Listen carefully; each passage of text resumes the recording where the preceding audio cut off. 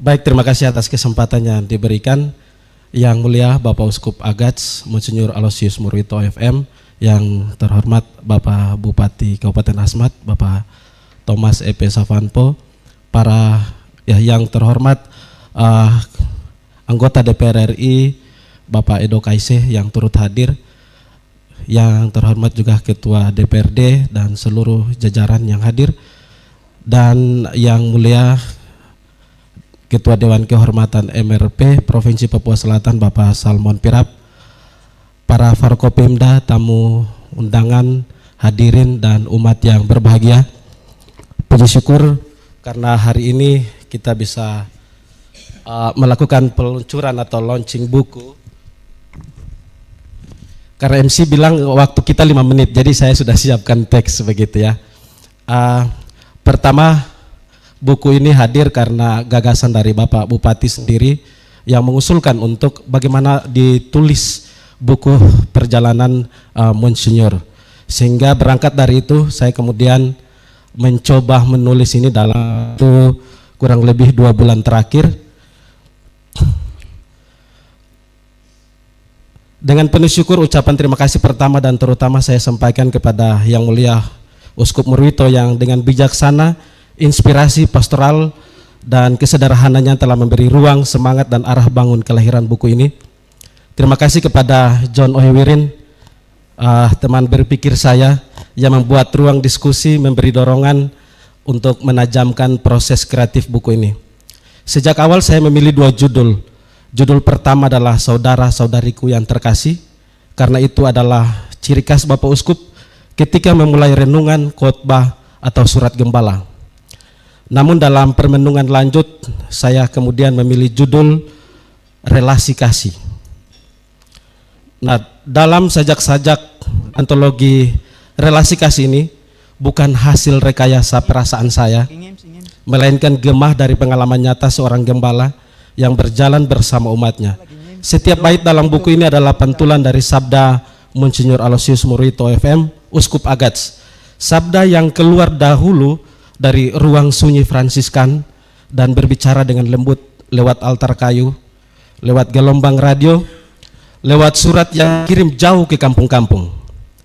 Saya tidak mengubah makna apapun dari sabda-sabda itu, hanya meminjam diksi, menata napas kata dengan hati-hati, lalu merangkai kembali serpihan kalimat dalam bentuk lain, seperti seorang pengukir yang perlahan menyingkap bentuk dari serat kayu itu.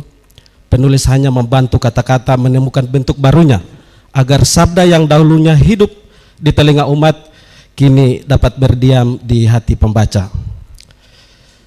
Sebab membaca tulisan Uskup Murwito sama seperti membaca Asmat itu sendiri. Kata-katanya selalu bersandar pada alam, pada sungai, pada hutan, pada manusia yang menari dengan roh kehidupan dan bersentuhan dengan mata air dan air mata di malam hujan.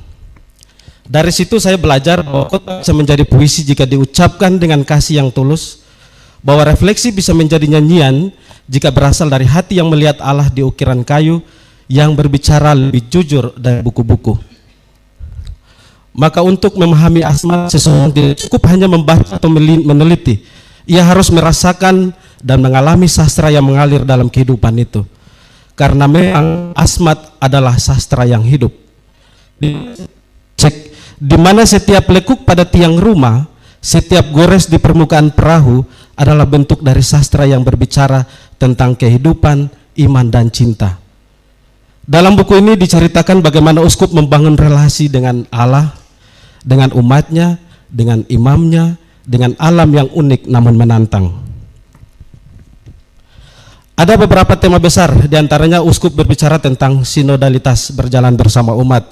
Uskup mengagumi budaya Asmat. Uskup menasihati keluarga. Di dalamnya ada ekonomi, pemberdayaan, pendidikan, dan kesehatan. Kemudian terdapat seruan uskup tentang ekologis, dan uskup menganjurkan kehidupan dalam kedamaian. Lalu ada seruan moral tentang politik. Dalam penulisan buku ini saya coba memilih kata-kata yang sering diucapkan Uskup Murwito supaya pembaca seakan-akan merasakan bahwa sajak-sajak dalam buku ini itu ditulis langsung oleh Uskup Murwito. Dan ketika Anda duduk dan ketika Anda membaca buku ini seperti Anda sedang duduk bersama uskup. Itu yang coba saya sentuhkan dalam buku ini. Uskup juga di dalamnya mengucap terima kasih ke pemerintah daerah, ke para donatur, ke para driver, dan masih banyak lagi.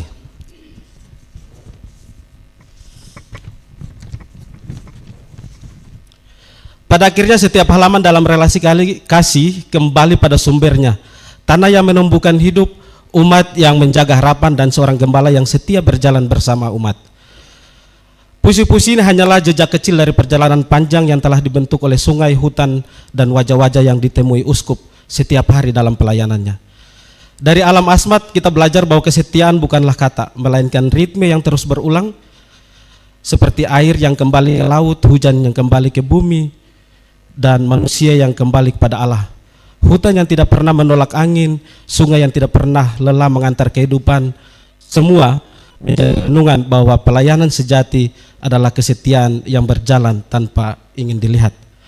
Antologi relasi kasih ini hadir sebagai undangan bagi siapapun, kalangan apapun, agama apapun yang ingin berhenti sejenak dan merenungi kembali makna hidup, makna pelayanan, serta makna kasih yang terus bekerja secara diam-diam. Semoga melalui setiap halaman, pembaca merasa denyut batin seorang gembala yang selalu berusaha setia pada umatnya, sekalipun jalannya berat dan tidak selalu terlihat. Semoga puisi-puisi ini menjadi sahabat perjalanan, penghiburan bagi yang letih, dan pengingat bahwa kasih yang diletakkan Tuhan dalam manusia selalu lebih kuat daripada segala kepahitan hidup. Buku ini saya persembahkan sebagai ungkapan syukur dan penghormatan serta persembahan secara khusus untuk hari ulang tahun yang ke-75 Uskup Murwito, sebagai hadiah kecil dari domba yang tersesat yang belajar mencintai tanah ini melalui cinta seorang gembala. Agats dalam hening yang penuh syukur, Petrus Letsoin, penyadur makna. Terima kasih.